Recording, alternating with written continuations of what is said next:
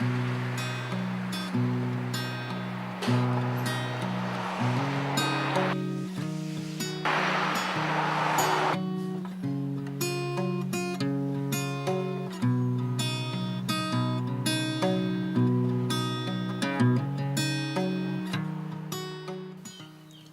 Selfa. I have known Jobby for over 20 years. I'm a teacher by profession. I knew him way back in 1990s when he was a young boy at Langata Primary School. At that early age, Job, or Jobby as he's popularly known, could display very, very good qualities.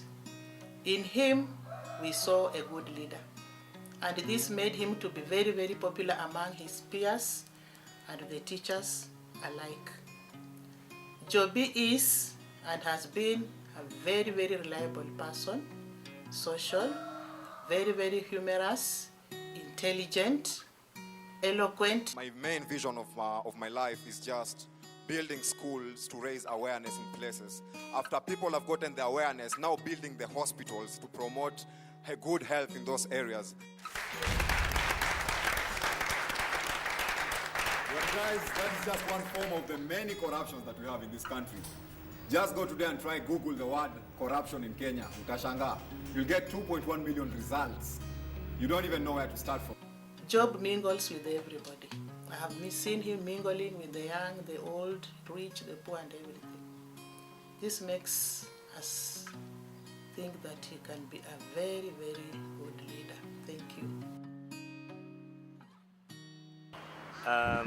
Mi naitwa Juliani. I've known Jobby from 2005, and I think mtu kama huyo, just because of his consistency, a man of his word, and a man who of course have shown great potential when it comes to leadership.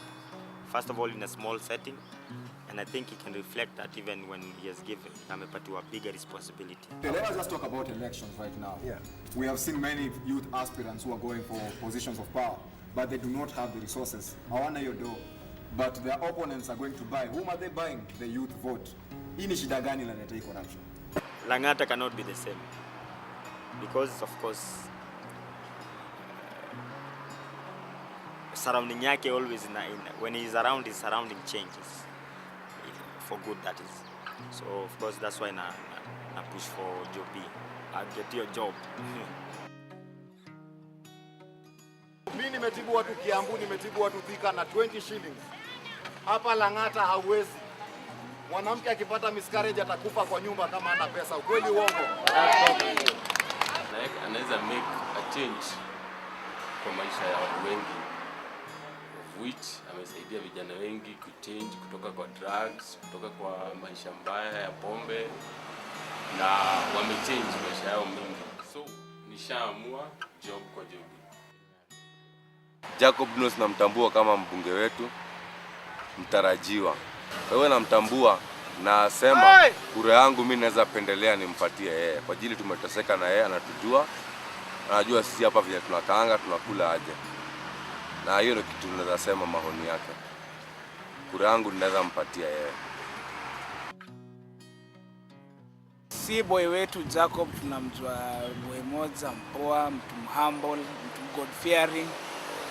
Na si tunataka pese kama huyo, mtu kama huyo akitulead, atuoneshe vile life inafaa ikue, vile anaweza tufungulia hata mabiashara, anaweza tuonesha vile tunaweza invest kwa biashara zetu. Sasa mtu kama Jacob tunataka akue leader wetu this coming election.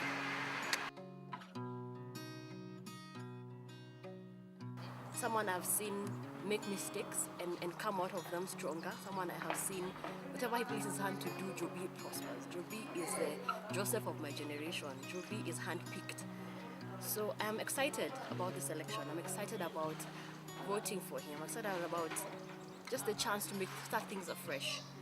So this is me saying, good job, Jobby. This is me saying, you have my vote, Jobby. This is me saying, Langata, you need Jobby. I'm excited. He's young, he's entrepreneurial, he's excited. This is a good chance for Langata. So thank you very much. The Langata that you cannot access medical facilities at a very subsidized rate like every other place. This is the Langata we know. The place where if you don't have money, you have no access for education. That's the Langata we know. The place where we've seen our environment die. We've seen the dam choked and we've seen the forest disappear. That is the Langata we are used to. The place where we have many jobless youth and many women who seek empowerment, but they do not have that link or that access to resources. They don't have that access to information. That is the Langata story that we know. If we put on mentors in our constituency who will train the youth, who will train the women, who will train the men in the art of business, so that we have a self-sustainable constituency, that would be nice for us. That people will be able to set up businesses, set up a very friendly business environment.